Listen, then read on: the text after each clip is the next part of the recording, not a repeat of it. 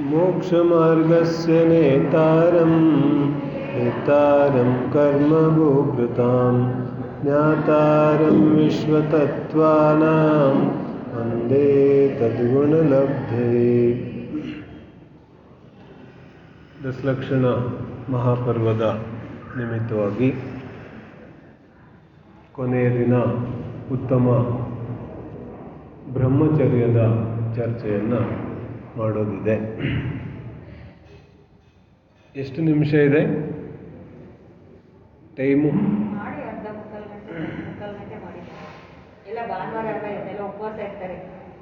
आकुलता अकबर किसी को आकुलता नहीं होना चाहिए ना. हाँ,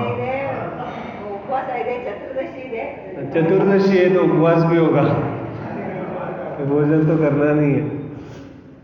चलो ठीक है. तो उत्तम ಬ್ರಹ್ಮಚರ್ಯದ ಚರ್ಚೆಯನ್ನು ಮಾಡೋದಿದೆ. ಅಂತಿಮ ಧರ್ಮ ಬ್ರಹ್ಮಚರ್ಯ ಧರ್ಮ ಇದೆ. ಅಂತಿಮ ಧರ್ಮ ಯಾಕಿಟ್ರು?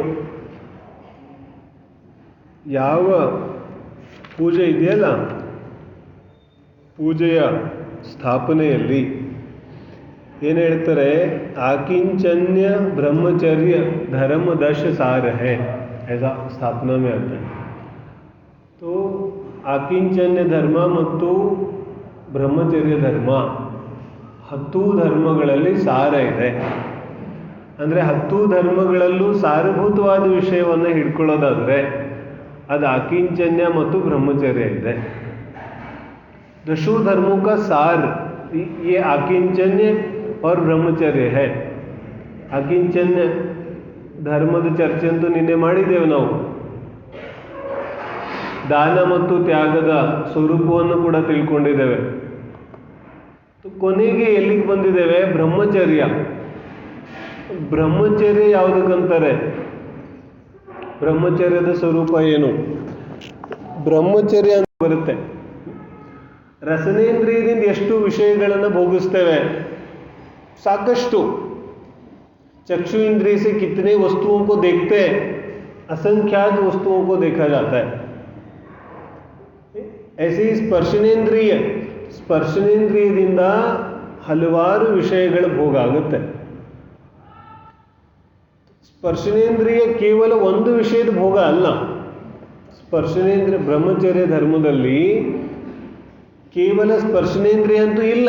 ಸ್ಪರ್ಶನೇಂದ್ರಿಯವನ್ನು ತಗೊಂಡ್ರು ಸ್ಪರ್ಶನೇಂದ್ರಿಯಕ್ಕೆ ಕಿತ್ತನೆ ಕಮ್ ಸೆ ಕಮ್ ಮಿನಿಮಮ್ ಭೇದ ಎಷ್ಟು ಹೇಳಿದ್ರು? 8 भेदಗಳನ್ನು ಹೇಳಿದ್ರು. स्पर्शनेंद्रिय के भेद कैसे होते हैं? जैसे हो गया उष्ण, शीतल और ठंडा, ये स्पर्शनेंद्रिय का भेद है. अब भार ಮತ್ತು हगुर, कोई भार वस्तु है वो स्पर्शनेंद्रिय का विषय है, या कोई मृदु और कठोर स्पर्शनेंद्रिय का विषय है. ಸ್ಪರ್ಶನೇಂದ್ರಿಯದ ವಿಷಯಗಳಲ್ಲೂ ನಾವು ಎಲ್ಲಿ ಯೋಚನೆ ಮಾಡ್ತೇವೆ? ಸ್ಪರ್ಶನೇಂದ್ರಿಯ ತ್ಯಾಗ ಆಯಿತು, ಮತ್ತೆ ಹೊರಗಡೆ ತುಂಬ ಬಿಸಿಲಿದೆ, ಎ ಸಿ ಹಾಕೊಂಡು ಕೂತಿದ್ದಾನೆ. अब अपने को ऐसा थोड़ी लगता है कि स्पर्शनेंद्रिय का विषय भोग रहा हूँ मैं. लेकिन उष्णता है ना, शीतल और उष्ण, ये दोनों स्पर्शनेंद्रिय के पर्याय हैं. ತುಂಬ ಚಳಿ ಇದೆ, ಹೀಟ್ರ್ ಹಾಕೊಂಡು ಕೂತಿದ್ದಾನೆ, ಸ್ಪರ್ಶನೇಂದ್ರಿಯದ ವಿಷಯ ಇದೆ. ಸ್ಪರ್ಶನೇಂದ್ರಿಯದ ವಿಷಯಗಳು ಎಷ್ಟಿದೆ? ಕಠೋರ ಮತ್ತು ಮೃದು, ಕೋಮಲ್ और कठोर. ಕೋಮಲ್ और कठोर ಇದು ಸ್ಪರ್ಶನೇಂದ್ರಿಯ ವಿಷಯ ಇದೆ. ಬ್ರಹ್ಮಚರ್ಯದಲ್ಲಿ ಸ್ಪರ್ಶನೇಂದ್ರಿಯದ ಮುಖ್ಯತೆಯಿಂದ ಯಾಕೆ ಹೇಳಿದ್ದಾರೆ?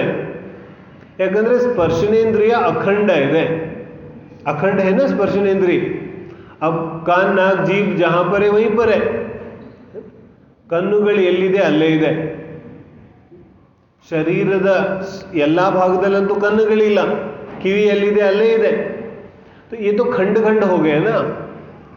लेकिन स्पर्शनेंद्रिय तो अखंड है. ಶರೀರದ ಎಲ್ಲ ಭಾಗದಲ್ಲಿ ಸ್ಪರ್ಶನೇಂದ್ರಿಯ ಇದೆ. ಸ್ಪರ್ಶನೇಂದ್ರಿಯ ಕಾ नहीं है. ಎಲ್ಲಿ ಕಣ್ಣುಗಳಿದೆ ಅಲ್ಲೂ ಸ್ಪರ್ಶನೇಂದ್ರಿಯ ಇದೆ. ಎಲ್ಲಿ ಕಿವಿ ಇದೆ ಅಲ್ಲೂ ಸ್ಪರ್ಶನೇಂದ್ರಿಯ ಇದೆ, जहाँ रसना है वहां पर भी स्पर्शनेंद्रिय। तो स्पर्शनेंद्रिय तो है अखंड इंद्रिय, बाकी 4 इंद्रियों का भोग कभी कभी होता है और स्पर्शनेंद्रिय का भोग 24 घंटे होता है ना। ಯಾವಾಗ ಆಹಾರ ಸೇವಿಸ್ತೇವೆ ಆವಾಗ ರಸನೇಂದ್ರಿಯ ಭೋಗ ಆಗುತ್ತೆ, ಯಾವಾಗ ಸಂಗೀತ ಕೇಳ್ತೇವೆ ಆಗ कर्णेंद्रिय भोग आगते। लेकिन स्पर्शनेंद्रिय का भोग कब होता है? बोलते हर समय 24 घंटा। जब उपवास होता है तब भी स्पर्शनेंद्रिय का भोग होता है। तो ये तो अखंड इंद्रिय हो गया ना। ನಿದ್ದೆ ಮಾಡ್ತಾ ಇದ್ದಾನೆ, तो ಅಲ್ಲೂ ಕೂಡ ಸ್ಪರ್ಶನೇಂದ್ರಿಯ ಭೋಗ ಇದೆ। ಕೋಮಲ ಸಾಫ್ಟ್ ಬೆಡ್ ಮೇಲೆ ಮಲ್ಕೊಂಡಿದ್ದಾನೆ, ಅದಕ್ಕೆ ಹೇಳ್ತಾರಲ್ಲ ಚಾಪೆ ಮೇಲೆ ಬಂದು, डॉक्टर ಹೇಳಿರೋದ್ರಿಂದ ಅಲ್ಲ। तब तो फिर स्पर्शनेंद्रिय का भोग हो जाएगा, क्योंकि इसी में अच्छा लगता है। ಇಚ್ಛಾ ನಿರೋಧ ಸ್ತಪದ ಚರ್ಚೆನೂ ಮಾಡ್ಕೊಂಡು ಬಂದಿದ್ದೇವೆ। ಆಸೆಗಳ ಅವರೋಧ ಎಷ್ಟಾಗುತ್ತೆ ಅನ್ನೋದು ಇಂಪಾರ್ಟೆಂಟ್ ಇದೆ, ಭೋಗ ಎಷ್ಟಾಗುತ್ತಲ್ಲ। तो ಸ್ಪರ್ಶನೇಂದ್ರಿಯ ಕ್ಷೇತ್ರದ ದೃಷ್ಟಿಯಿಂದ ಅಂತೂ ಅಖಂಡ ಇದೆ, ಅಂದರೆ ಸಂಪೂರ್ಣ ದೇಹದ ಎಲ್ಲ ಕ್ಷೇತ್ರದಲ್ಲಿ ಸ್ಪರ್ಶನೇಂದ್ರಿಯ ಇದೆ। अब काल की दृष्टि से भी अखंड। स्पर्शनेंद्रिय ಯಾವಾಗಿಂದ ಇದೆ ಜೀವದ ಹತ್ರ? स्पर्शनेंद्रिय कब से है? बोलते अनादि काल से है। ಏನು ಹೇಳ್ತಿದ್ದಾರೆ? ಸ್ಪರ್ಶನೇಂದ್ರಿಯ ಅನಾದಿ ಕಾಲದಿಂದ ಇದೆ। अब ಸ್ಪರ್ಶನ ಅನ್ನ ಬಿಟ್ಟು ರಸನೇಂದ್ರಿಯ, ಘ್ರಾಣೇಂದ್ರಿಯ, ಚಕ್ಷುರೇಂದ್ರಿಯ, ಕರ್ಣೇಂದ್ರಿಯ ಇವೆಲ್ಲ ಎಲ್ಲ ಸಮಯದಲ್ಲೂ ಇರೋದಿಲ್ಲ। ಅತ್ಯಂತ ನಿಕೃಷ್ಟ ಸ್ಥಿತಿ ಯಾವುದಿದೆ? अत्यंत निकृष्ट स्थिति एकेंद्रिय है ना। सबसे छोटा जीव तो एकेंद्रिय है। एकेंद्रिय को कौन सा इंद्रिय होता है? स्पर्शनेंद्रिय होता है। पृथ्वी, जल, अग्नि, वायु, वनस्पति। अब इन 5 जीवों को तो एकेंद्रिय है ना। एक इंद्रिय का मतलब होता है स्पर्शनेंद्रिय। जैसे वनस्पति, तो वनस्पति ಗಿಡ ಮರ ಇದೆಯಲ್ಲ, ಅದಕ್ಕೆ ಯಾವ ಇಂದ್ರಿಯ ಇದೆ? ಕಣ್ಣಿಲ್ಲ, ಬಾಯಿ ಇಲ್ಲ, ಕಿವಿ ಇಲ್ಲ, ಮೂಗಿಲ್ಲ, तो ಏನಿದೆ? ಸ್ಪರ್ಶ ಇದೆ। ಅರ್ಥ ಆಗ್ತಿದೆ? तो ಜೀವ ಕಡಿಮೆ ಅಂದರೆ ಎಲ್ಲಕ್ಕಿಂತ ನಿಕೃಷ್ಟ ಗತಿಗೆ ಹೋದರೆ ಎಲ್ಲಿಗೆ ಹೋಗ್ತಾನೆ? ಏಕೇಂದ್ರಿಯ ಪರ್ಯಾಯಕ್ಕೆ ಹೋಗ್ತಾನೆ। ಅದಕ್ಕಿಂತ ಕೆಳಗಡೆ ಎಲ್ಲೂ ಹೋಗೋದಿಲ್ಲ, ಅದೇ ಲಾಸ್ಟ್ ಸ್ಟಾಪ್ ಇದೆ। अब ಅದ್ಲಿಂದ ಮೇಲೆ ಹೇಳ್ಬೋದಷ್ಟೇ, ಹಿಂದೆ ಹೋಗೋಕ್ಕಾಗೋದಿಲ್ಲ। ನಿಬೋಧದಲ್ಲಿ ಹೋದರೂ ಏಕೇಂದ್ರಿಯ, ಸ್ಪರ್ಶನೇಂದ್ರಿಯ ಇದ್ದೇ ಇದೆ। ಇನ್ನೇನು ಇಂದ್ರಿಯಗಳು ಜಾಸ್ತಿ ಆದರೆ ಸ್ಪರ್ಶನೇಂದ್ರಿಯ ಮೇಲ್ ಜಾಸ್ತಿ ಆಗಬೇಕಷ್ಟೇ।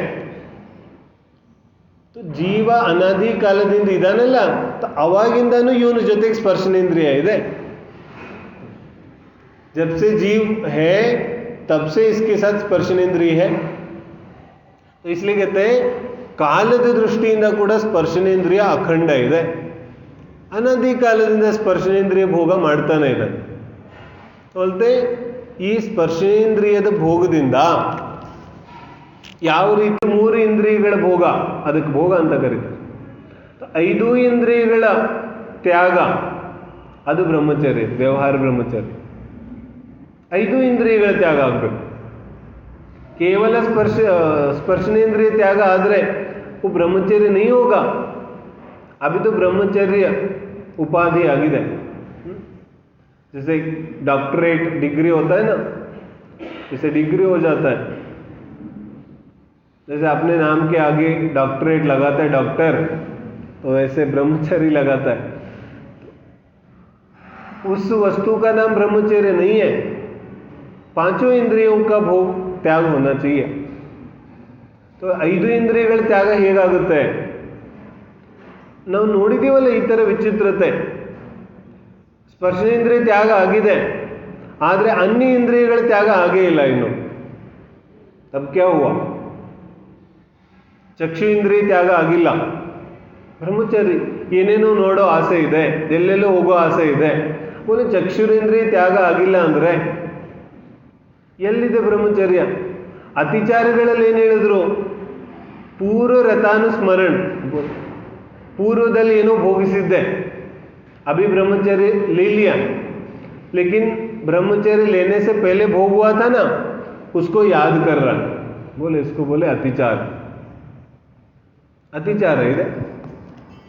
हागाದ್ರೆ वारिशेन नाम के बहुत प्रसिद्ध मुनि हुए अपने वर्तमान युग में.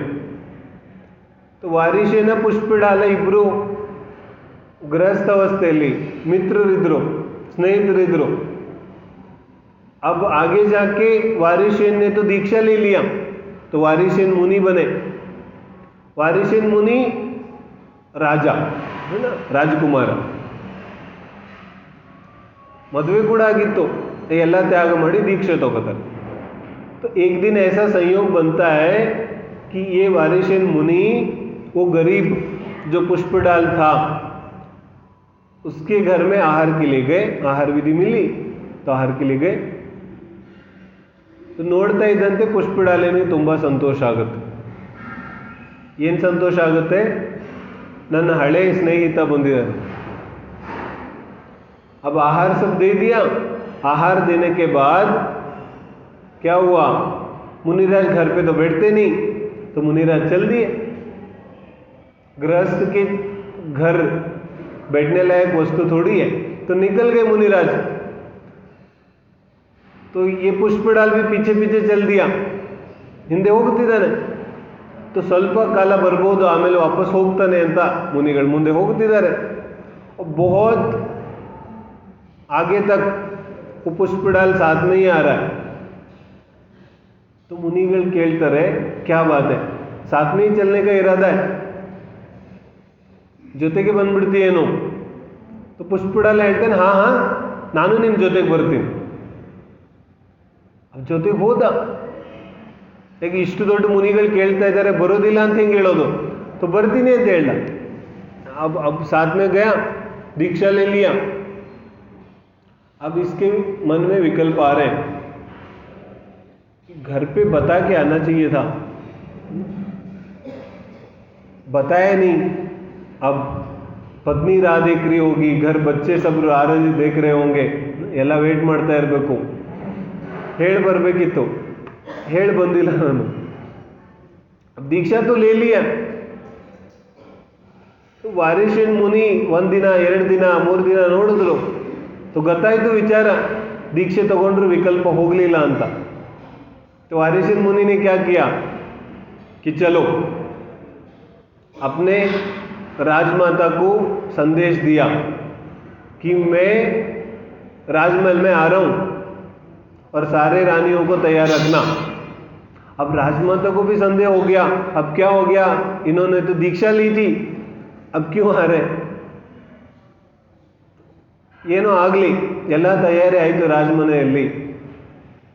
तो ಅರಮನೆಯಲ್ಲಿ ಹೋದಾಗ ಒಂದು ಕಡೆ ಸಿಂಹಾಸನ ಹಾಕಿದ್ದಾರೆ, ಇನ್ನೊಂದು ಕಡೆ ಕಟ್ಟಿಗೆಯ ಒಂದು ಮಣೆ ಹಾಕಿದ್ದಾರೆ. अब राजमाता कहती है, यदि वैराग्य कायम है तो वहाँ बैठेंगे, और वैराग्य कायम नहीं है तो सिंहासन में जाके बैठेंगे, अपने को क्या करना है. दोनों डाल दिया. तो होगी वारिशेन मुनि मणे में लोग कूतरो. तो राजमाता को समाधान हुआ.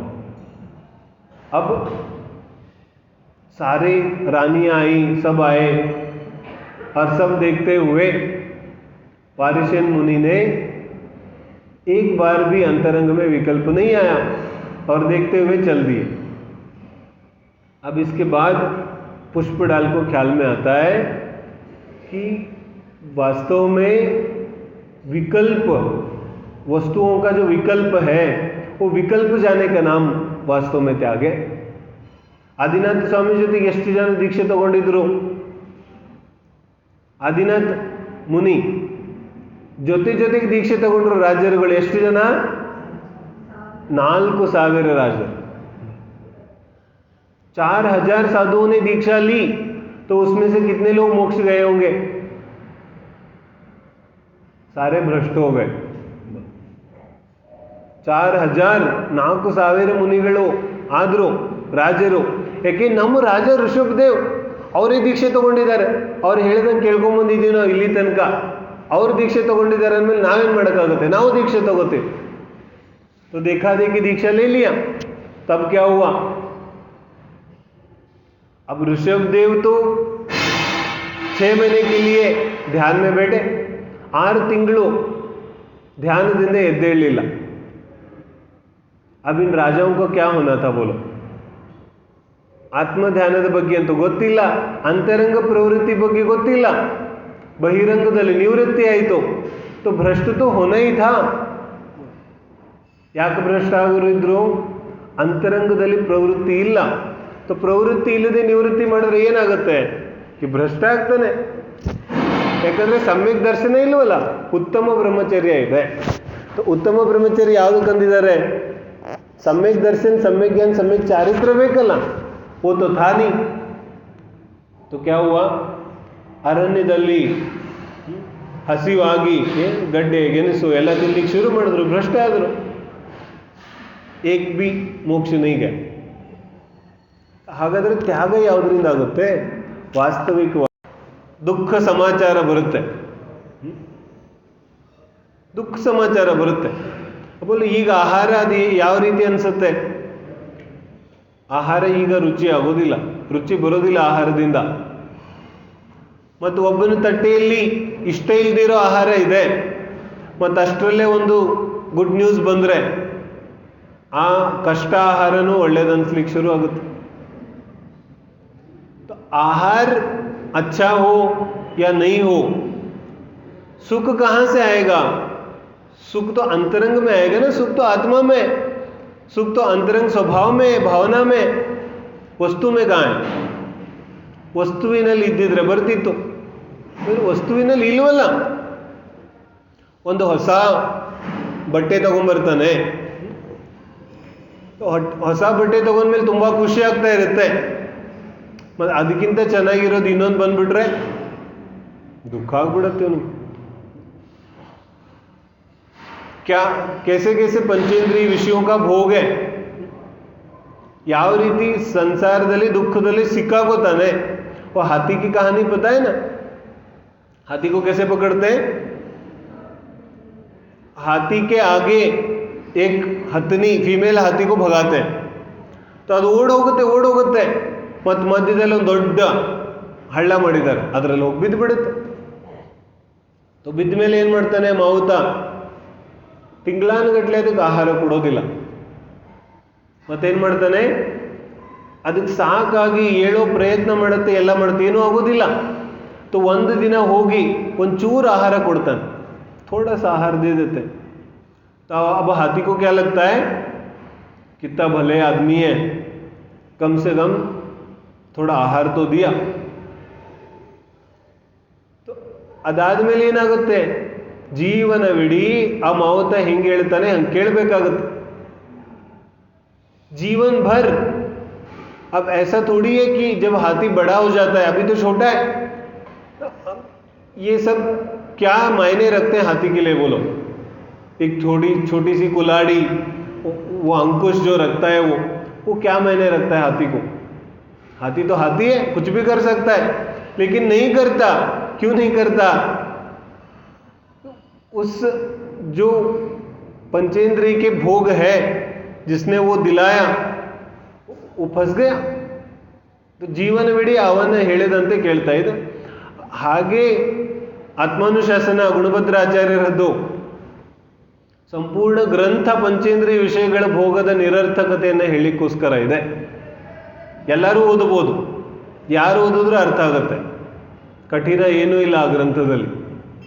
ನಮ್ಮ ಕರ್ನಾಟಕದ ಬಹುದೊಡ್ಡ ಆಚಾರ್ಯ ಗುಣಭದ್ರಾಚಾರ್ಯ ಇಡೀ ಗ್ರಂಥವನ್ನು ಇದಕ್ಕೋಸ್ಕರ ಬರೆದಿದ್ದಾರೆ। ಪಂಚೇಂದ್ರಿಯ ಭೋಗಗಳಲ್ಲಿ ನಿಜವಾಗ್ಲೂ ಸುಖ ಇಲ್ಲ, ಆ ನಿರ್ಣಯ ಆಗಬೇಕಲ್ಲ। जब तक निर्णय नहीं होता तब तक त्याग नहीं होता। ಎಲ್ಲಿವರೆಗೆ ನಿರ್ಣಯ ಆಗೋದಿಲ್ಲ, ಆಹಾರಕ್ಕೆ ವೃದ್ಧಿ ಇರುತ್ತಲ್ಲ, ಯಾರಿಗೆ ಸುಮಾರು ಜನ ಗೊತ್ತಿಲ್ಲ ಅನ್ಸುತ್ತೆ ನಾ, ಆಹಾರಕ್ಕೆ ವೃದ್ಧಿ ಮುನಿಗಳಿಗಿರುತ್ತೆ। ಅದರಿಂದ ಏನಾಗುತ್ತೆ, ಶರೀರದಿಂದ ಮತ್ತೊಂದು ಶರೀರ ಹೋಗಿ ತೀರ್ಥಕ್ಷೇತ್ರ ವಂದನೆ ಇತ್ಯಾದಿ ಮಾಡಿ ಬರುತ್ತೆ। तो इसको कहते हैं शुभ तेजस, है ना। और एक होता है अशुभ तेजस। अशुभ तेजस ಏನು ಮಾಡುತ್ತೆ? वो कहानी सुनी सबने, मथुरा सुट्टु भस्म आयतಲ್ಲ, किसके कारण? द्विपायन मुनि के कारण। हाँ, द्वारका, मथुरा बोल रहा हूं। तो द्वारका नगरी भस्म हुई ना, किसके कारण? द्विपायन मुनि। तो द्विपायन ಮುನಿಗೇನಾಯಿತು? ಈ ಯಾದವ್ ಕುಮಾರರು ಮದ್ಯಪಾನವನ್ನ ಮಾಡಿ ಕೋಪ ಬರಿಸ್ಬಿಟ್ರು ದ್ವಿಪಾಯನ್ ಮುನಿಗೆ. तो ಏನಾಯಿತು? ಶರೀರದಿಂದ ಅಶುಭ ತೇಜಸ ಹೊರಗೆ ಬಂತು. तो अशुभ तेजस पूरे द्वारिका नगरी को भस्म कर दिया। और बाद में क्या हुआ होगा? द्विपायन मुनि का क्या हुआ? वो अशुभ तेजस सारा नगर को भस्म करके उस द्विपायन मुनि को भी भस्म कर दिया। ಯಾವ रिद्धि ಇದೆ, आ रिद्धिಯ दुरुपयोग आदरे बोलो दोबारा मिलेगा कि कैसे मिलेगा? अपन छोटी छोटी बात बोलते हैं ना संसार में कि विद्या का अपमान करोगे तो विद्या नहीं मिलेगा। तो इंद्रियों का दुरुपयोग करेंगे तो इंद्रिय मिलेंगे। इंद्रियों का दुरुपयोग तो ಏಕೇಂದ್ರಿಯ पर्याय के लिए कारण है, क्योंकि ಇಂದ್ರಿಯಗಳ ಉಪಯೋಗ ಯಾವುದಕ್ಕೋಸ್ಕರ ಮಾಡಬೇಕಿತ್ತು? ತನ್ನ ಸ್ವ ಆತ್ಮನ ಅನುಭೂತಿಗೋಸ್ಕರ. ಏಕೇಂದ್ರಿಯ ವನಸ್ಪತಿ ಕಾಯ ಕೂಡ ಪರಿಗ್ರಹ ಸಂಖ್ಯೆ ಇದೆ. तो ಏನು ಮಾಡುತ್ತೆ? ಅದು ಕೂಡ ಸಂಗ್ರಹ ಮಾಡುತ್ತೆ. ಬರೀ ಸ್ಪರ್ಶನೇಂದ್ರಿಯ ತ್ಯಾಗವನ್ನೇ ನಾವು ಬ್ರಹ್ಮಚರ್ಯ ಅನ್ನೋದಾದರೆ, ಅನ್ಯ ಇಂದ್ರಿಯಗಳ ಭೋಗ ಅಂತೂ ಮುಖ್ಯವಾಗಿ ಮನುಷ್ಯಗತಿಯಲ್ಲಿದೆ ಸ್ಪರ್ಶನೇಂದ್ರಿಯ ಭೋಗ. ಇನ್ನು ಉಳಿದ ಜೀವಿಗಳಿಗೆ ಬ್ರಹ್ಮಚರ್ಯ ಧರ್ಮ ಆಗತ್ತೇನೋ ಹಾಗಾದರೆ? जैसे ಏಕೇಂದ್ರಿಯ है उसको ಸ್ಪರ್ಶನೇಂದ್ರಿಯ ಮಾತ್ರ, ಉಳಿದ 4 ಇಂದ್ರಿಯಗಳ ಭೋಗ ಇಲ್ಲ. ಅದೇ ಈ ರೀತಿಯಾಗಿ ಸ್ವರೂಪ ಇಲ್ಲ.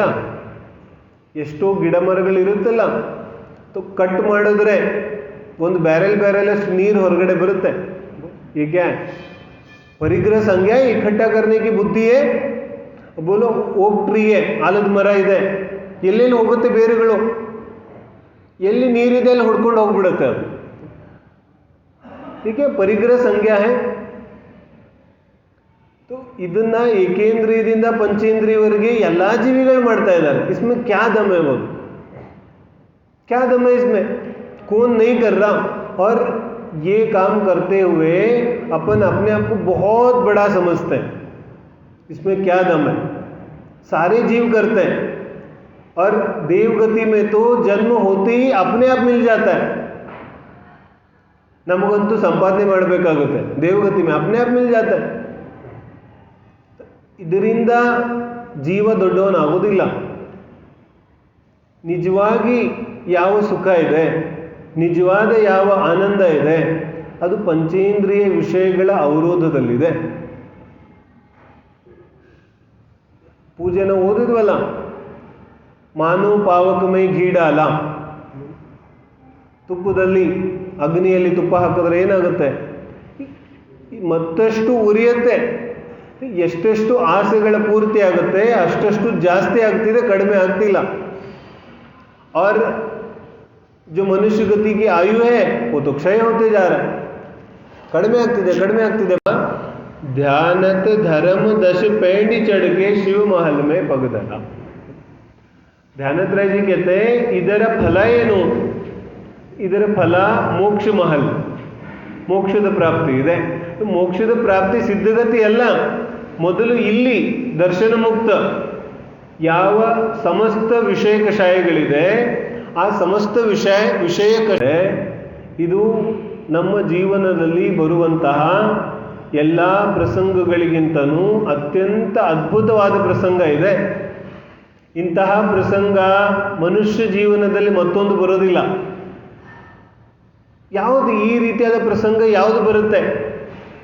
ಅನ್ಯ ಎಲ್ಲ ಪ್ರಸಂಗಗಳಲ್ಲಂತೂ ಪಂಚೇಂದ್ರಿಯ ಭೋಗಗಳೇ ಆಗುತ್ತೆ.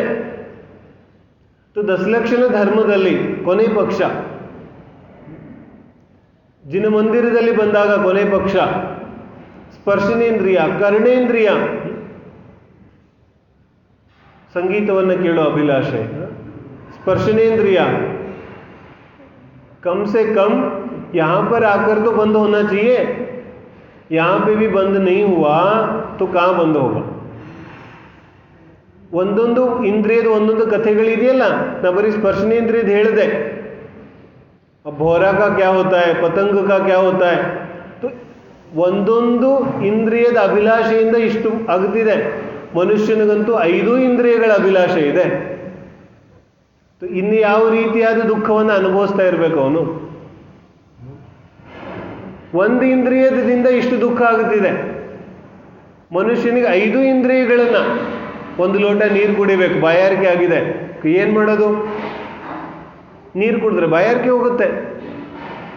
ऐसे प्यास नहीं बुझेगी तो कैसे बुझेगी? खाली पानी में क्या है? पानी में थोड़ा शक्कर डालो, थोड़ा नींबू डालो, तो थोड़ा सा रसनेंद्रिय भी तृप्त हो जाता है. अब इसने इतने में चक्षुरेंद्रिय ने बोला, ಕಣ್ಣುಗಳೇನು ಹೇಳುತ್ತೆ?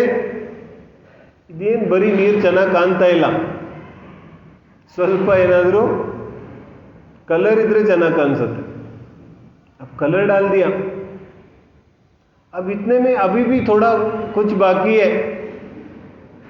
अब कर्णेंद्रिय ने बोला कि क्या सूखा सूखा रूखा रूखा अभी ऐसे ही पी रहे हो, थोड़ा म्यूजिक चलेगा तब मजा आएगा. अब म्यूजिक चला दिया तो क्या हुआ? इस शरीर के पोषण के लिए तो कितना चाहिए था, कितना आहार चाहिए था.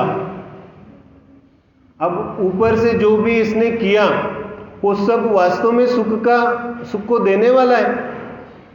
बिल्कुल नहीं देने वाला.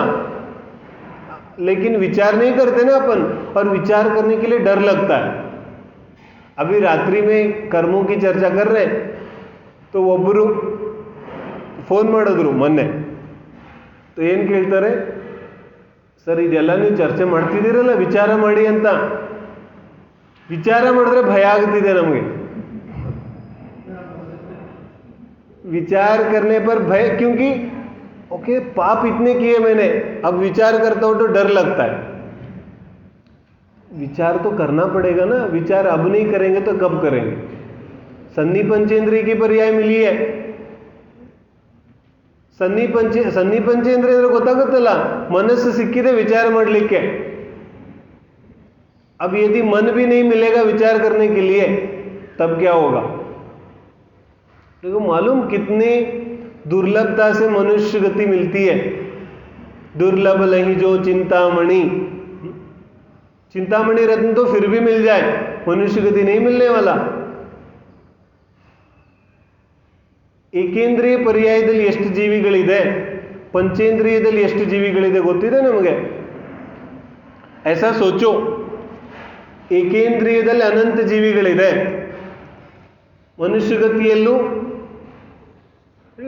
ಏಕೇಂದ್ರಿಯದಿಂದ ಅನಂತ ಜೀವಿಗಳನ್ನು ಒಂದು ಸಲ ತೆಗೆಯೋದು, ಆಮೇಲೆ ಒಂದು ದ್ವಿಂದ್ರಿಯ ಜೀವಿಯನ್ನು ತೆಗೆಯೋದು, ಮತ್ತು ಏಕೇಂದ್ರಿಯದಿಂದ ಅನಂತ ಜೀವಿಗಳನ್ನು ತೆಗೆಯೋದು, ಮತ್ತು ದ್ವಿಂದ್ರಿಯದಿಂದ ಇನ್ನೊಂದು ಜೀವಿಯನ್ನು ತೆಗೆಯೋದು. ಹೀಗೆ ಮಾಡ್ತಾ ಮಾಡ್ತಾ ಅನಂತ ಸಲಿ ದ್ವಿಂದ್ರಿಯ ಜೀವಿಗಳನ್ನು ತೆಗೆದಾಗ ಇನ್ನೂ ಏಕೇಂದ್ರಿಯ ಜೀವಿಗಳ ಅನಂತನೇ ಉಳಿದಿದೆ. 3 ಇಂದ್ರಿಯ ತೆಗೆಯೋದು, 4 ಇಂದ್ರಿಯ ತೆಗೆಯೋದು, ಪಂಚೇಂದ್ರಿಯ ತೆಗೆಯೋದು, ಎಲ್ಲ ಜೀವಿಗಳನ್ನು ಅನಂತ ಬಾರಿ ತೆಗೆದಾಗಲೂ ಏಕೇಂದ್ರಿಯದಿಂದ ಅನಂತ ಜೀವಿಗಳನ್ನು ತೆಗೆದ್ರೂ ಕೂಡ फिर भी कितने बचते? फिर भी अनंत जीव बचते एकेंद्रिय में. बोले एकेंद्रिय में कितने जीव है? ऐसा सोचो 99% जीव तो एकेंद्रिय में है और 1% जीव त्रस पर्याय में है. 99% ಜೀವ ಏಕೇಂದ್ರಿಯ ಪರ್ಯಾಯದಲ್ಲಿದೆ, 1% ಮಾತ್ರ ತ್ರಸದಲ್ಲಿದೆ. ಆ ತ್ರಸದಲ್ಲೂ ದ್ವಿಂದ್ರಿಯ ಎಷ್ಟಿದೆ, 3 ಇಂದ್ರಿಯ ಎಷ್ಟಿದೆ, 4 ಇಂದ್ರಿಯ ಎಷ್ಟಿದೆ, ಅಸನ್ನಿ ಪಂಚೇಂದ್ರಿಯ ಎಷ್ಟಿದೆ, ಸನ್ನಿ ಪಂಚೇಂದ್ರಿಯದಲ್ಲೂ ಮನುಷ್ಯಭವದ ಜೀವಿಗಳು ಎಷ್ಟಿದೆ? कितने जीव है? बोलते हैं ना, अपन सब कमेटी में सेलेक्ट हुए लोग हैं। सिलेक्शन होता है ना, तो कुछ लोगों का सिलेक्शन होता है, सबका सिलेक्शन नहीं होता। ऐसे सेलेक्ट करके आए हुए हैं हम लोग। इसके बाद मनुष्य भाव कि दुरुपयोग करोगे तो नहीं मिलेगा, सदुपयोग होगा तो मिलेगा। ಆದರೆ ಆ ಮನುಷ್ಯ ಭಾವದ ಬೆಲೆ ಎಲ್ಲಿದೆ ನಮಗೆ? ಒಂದೊಂದು ಕ್ಷಣ, ಒಂದೊಂದು ನಿಮಿಷ ಮನುಷ್ಯ ಭಾವದ ಎಷ್ಟು? ಭರತೇಶ ವೈಭವ ರತ್ನಾಕರ ವರ್ಣಿ ಏನು ಹೇಳ್ತಾನೆ? ಚಕ್ರವರ್ತಿಯ ಇಡೀ ಸಂಪತ್ತಿಯನ್ನು ಒಂದು ತಕ್ಕಡಿಯಲ್ಲಿ ಇಟ್ಟರೂ ಕೂಡ ನನ್ನ ಮನುಷ್ಯ ಭಾವದ ಒಂದು ಸಮಯ ಅದಕ್ಕೆ ಸಾಟಿ ಆಗೋದಿಲ್ಲ ಅಂತ ಹೇಳಿ. ಹೀಗೆ ಇತನ ಅಮೂಲ್ಯ ಮನುಷ್ಯ ಭಾವ, इसको किसमें उपयोग करना, क्या करना? ನಮಗೆಲ್ರಿಗೂ ಗೊತ್ತಿದೆ ಆಯಸ್ಸು ಕರ್ಮದ ಬಗ್ಗೆ, ಅಧಿಕ ಚರ್ಚೆಯನ್ನು ನಾವು ಮಾಡೋದು ಬೇಡ. ಈ ಬ್ರಹ್ಮಚರ್ಯ ಅಥವಾ ದಶಲಕ್ಷಣ ಪರ್ವದ ಸಮಯದಂದು, ಪರ್ವದ ದಿನಗಳಲ್ಲಿ ತನ್ನನ್ನು ತಾನು ನೆನಪಿಸಿಕೊಳ್ಳುವಂತಹ ಪ್ರಸಂಗ ಇದೆ. ನನ್ನನ್ನು ನಾನು ಅವಲೋಕಿಸಿಕೊಂಡು अपने आप को ಶುದ್ಧಿ करने का पर्व है. ಪ್ರಾಯಶ್ಚಿತ್ತವನ್ನು ತಗೊಂಡು ತನ್ನನ್ನು ತಾನು ಶುದ್ಧಿ ಮಾಡಿಕೊಳ್ಳುವಂತಹ ವಿಷಯ ಇದೆ. ಈ ದಶಧರ್ಮ ವೈಯಕ್ತಿಕವಾಗಿ ನನ್ನನ್ನು ನಾನು ಶುಚಿಗೊಳಿಸ್ತಕ್ಕಂತಹ ಪರ್ವ ಇದೆ. ಅತೀಂದ್ರಿಯ ಆನಂದದ ಕಡೆಗೆ ಸಾಗುವಂತಹ ಪರ್ವ ಇದೆ. तो ಕನಿಷ್ಠ ಪಕ್ಷ ಈ ವರ್ಷವಾದರೂ ನಾವೇನು ದಶಧರ್ಮ 10 ದಿನಗಳವರೆಗೆ ದಶಧರ್ಮಗಳ ಆರಾಧನೆಯನ್ನು ಮಾಡಿದ್ದೇವೆ, इससे कुछ तो फर्क जीवन में आना चाहिए. यदि अभी भी फर्क नहीं आया, ಇನ್ನು ಮುಂದೇನೂ ಕೂಡ ನಮ್ಮ ಜೀವನದಲ್ಲಿ ಏನಾದರೂ ವ್ಯತ್ಯಾಸ ಆಗಲಿಲ್ಲ ಅಂದರೆ, यहाँ से अपन कुछ भी लेके नहीं गए, तब तो टोडरमल जी कहते हैं ना, इसके अभाग्य की महिमा हमसे नहीं कही जाती. अभाग्य है तो नहीं सुनता, क्योंकि दुर्गति होने वाली है तो नहीं सुनता. मारीची ने किसकी सुनी? किसी की नहीं सुनी. चक्रवर्ती की ना सुनी, अरहंत परमेष्टि की नहीं सुनी. नहीं सुना तो नहीं सुनना, क्योंकि जाना था ना अभी दुर्गति. अभी 24ನೇ ತೀರ್ಥಂಕರ ಅಂದರೆ ಕೋಡಾಕೋಡಿ ಸಾಗರ ವರ್ಷದ ಕಾಲ ಇದೆ. ಅದರ ಮಧ್ಯದಲ್ಲಿ ಎಲ್ಲೆಲ್ಲಿ ಹೋಗೋದಿದೆ. ಏಕೆಂದ್ರಿ में भी जाएगा कौन? मारीची. तब जाकर के सम्यक दर्शन होने वाला है. तो ऐसा नहीं होना चाहिए. तत्प्रति प्रीति चित्तेन येन वार्तापि ही श्रुता, जो अत्यंत प्रेम भाव से जिनवानी को सुनता है, पढ़ता है, मनन चिंतन करता है, वो वास्तव में भाग्य जीव है, भव्य जीव है. नहीं तो वो तो अभव्य है यदि जिनवानी नहीं सुनता है. तो अपने को इस दशलक्षण पर्व में कम से कम इतना संयम तो लेना चाहिए कि अरहंत परमेष्टि का जो उपदेश है उसको सुन करके, समझ करके जीवन में अंगीकार करने जैसा ಪರಿವರ್ತನ ನಮ್ಮ ಜೀವನದಲ್ಲಿ ಖಂಡಿತವಾಗಲೂ ಆಗಬೇಕು. ಅದಾಗಲಿ. ಈ ಪರ್ವದ ಆರಾಧನೆಯಿಂದ ನಮ್ಮ ಜೀವನಗಳಲ್ಲಿ ಬದಲಾವಣೆ ಆಗಲಿ ಅನ್ನೋ ಭಾವನೆಯಿಂದ ಚರ್ಚೆಯನ್ನು ವಿರಾಮ.